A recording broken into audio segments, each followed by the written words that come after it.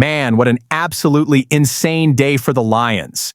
We're talking about a free agent signing that's already a massive headache, injuries that could absolutely gut our defense against the Bengals, and even some heavy speculation about shoring up the offensive line after that retirement left a Grand Canyon-sized hole in the squad. And hold on tight, the latest news is chilling, a potential game-changer this week. But before we get into the breakdown, let me tell y'all something real quick. Smash that subscribe button. It costs you nothing and it fortifies this community that's growing like crazy. Hit that like too, because it helps YouTube push this hardcore Lions talk out to more of the faithful. And of course, drop your thoughts down in the comments. This space is ours. It's the virtual tailgate. Look, if there's one thing keeping me up at night, it's the state of our secondary. Everyone remembers when they brought in Rock Ya-Sin during the offseason, right? The idea was to get depth, a reliable backup, someone who could hold the fort if things went south.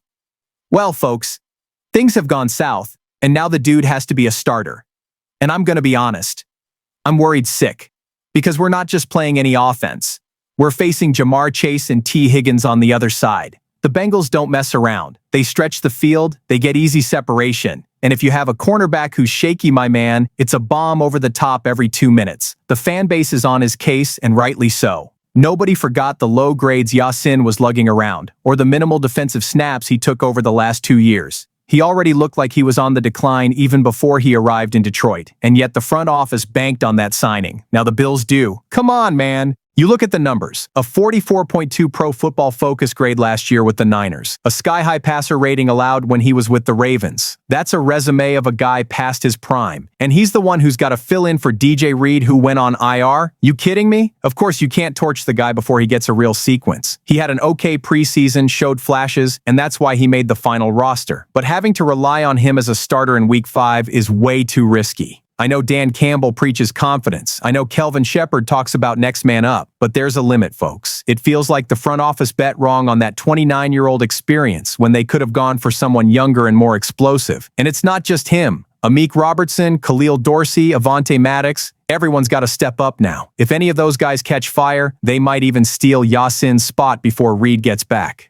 It's one of those situations. The field talks the loudest. But the truth is, this rotation smells like improvisation, not solid planning. For the fans, the message is simple. The defense that held the line last year is at risk of becoming a sieve if they don't get a quick answer.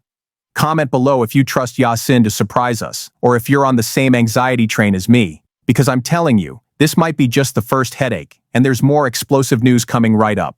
OMG. We were already in a pinch with Reed out, and now this talk about Kirby Joseph. The guy just didn't practice again, 2 days in a row, and all signs point to that knee being an issue since training camp. You know what that means? The best safety duo in the league might be broken up just when we need to be whole against the Bengals offense. And I'm not exaggerating. Kirby Joseph and Brian Branch are the rock of this defense. Joseph was all-pro, he led the NFL in interceptions. Branch is that Swiss Army knife, plays in the box, plays deep. He's physical, aggressive, the way a fan loves to see it. Together, they are the identity of our secondary. So think about it. Losing Reed already hurt, and now facing the chance of playing without Joseph. Man, that's a nightmare. No way they let this situation drag on since training camp. Because if that knee was acting up, the team should have figured out alternatives earlier, not wait until the week we face Jamar Chase to find out the starter is a no-go. That infuriates the stands. It's like the planning is always reactive, never proactive. What's the consolation prize? Avonte Maddox. He's a veteran who held his own in Week 4 and showed versatility. The staff trusts him and experience helps. But let's be real, he's not Joseph. The drop-off is obvious. If Maddox has to start, the defense loses aggression, loses that quick read, and against Joe Burrow, any extra second is a completed pass. And get this. Reed said he thought he tore the muscle off the bone, that he thought his season was over. It was only luck that it wasn't worse. Arnold, who also left the last game limping, is back practicing, but he's not 100%. See the picture? It's a patched-up secondary, a jigsaw puzzle that doesn't fit. And the Bengals are coming with their entire offensive arsenal, no mercy. For the fans, there's that feeling of frustration. We got suckered in thinking this year would be different, that the injuries wouldn't punish us as much as in 2024. But look at us. Week 5 and a key piece is already out. And they're still bringing up reinforcements from the practice squad, like Lauren Strickland and Ty Summers, 2 more names that look like temporary fixes. That gives zero confidence. Only here do you get this fan's take. The feeling is that if Joseph doesn't play, our defense will have a hole the size of Ford Field right in the middle of the secondary. Comment below, do you believe Maddox can handle it? Or is it time to pray Branch turns into a superhero on Sunday? Because the worst part is the worries don't stop there. There's more news coming. When Frank Ragnow announced his retirement, the fan base was crushed. It wasn't just losing any center, it was losing the guy who was the anchor, the locker room leader, the brain of the offensive line. Ever since, everyone's been asking, who's going to hold down the middle of the line to keep the running game flying and protect Goff? Well, the name popping up now is Nick Gates, and right there, the discussion starts. Is he the answer?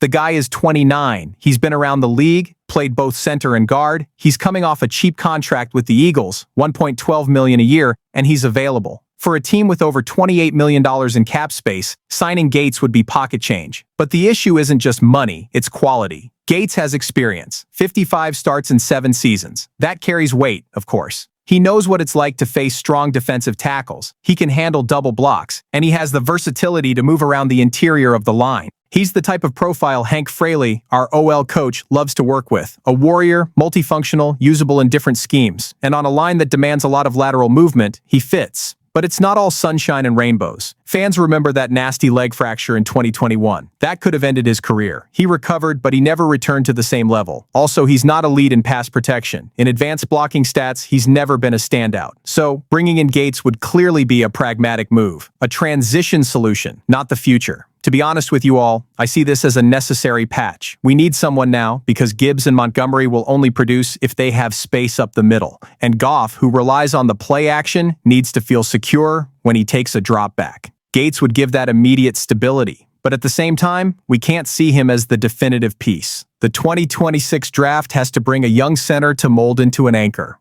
And the fan base? Divided. Some say, sign him now, we need bodies on the line. Others think it's wasting a roster spot on a player who's already shown his ceiling. I get both sides, but being realistic with the season underway, the Lions can't wait. It's either sign someone like Gates now or hope improvisation works. Only here do you get this tailgate talk. Gates isn't coming to be a star, he's coming to fill a void. And sometimes that's exactly what keeps the team alive until the next step. Comment below. Would you sign Gates? Because I'm telling you, the next piece of news isn't about a hole. It's about a return that could change the face of the defense. Bam! The news just dropped. McNeel is knocking on the door to return against the Bengals. My friend, if that happens, it's a total game changer. The guy was out from the start on the PUP list, and suddenly he shows up practicing with absurd intensity, looking like he never lost a step. Dan Campbell said the chance is 50-50. 50! That's enough to drive any fan absolutely crazy with expectation, and it's no exaggeration. Kelvin Shepard, the defensive coordinator, said it only took one practice to realize McNeel wasn't messing around.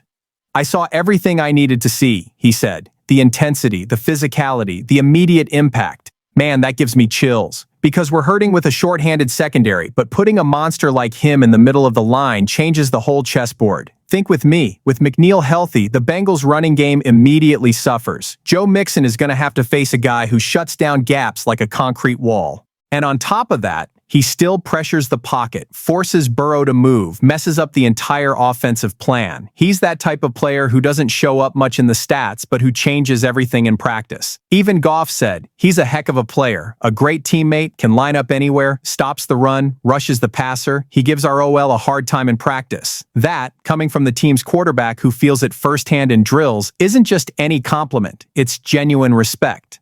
The fan base is already dreaming big. Imagine him returning right in this game where everyone was terrified of the defense being exposed. It's the typical homegrown reinforcement that arrives with the swagger of a major free agent signing. And let's be honest, seeing the guy dedicate himself so much to recovery only increases the admiration. Not everyone comes back like that, focused, ready to jump in without fear. But hold up, because there's that anxiety. Is it too soon?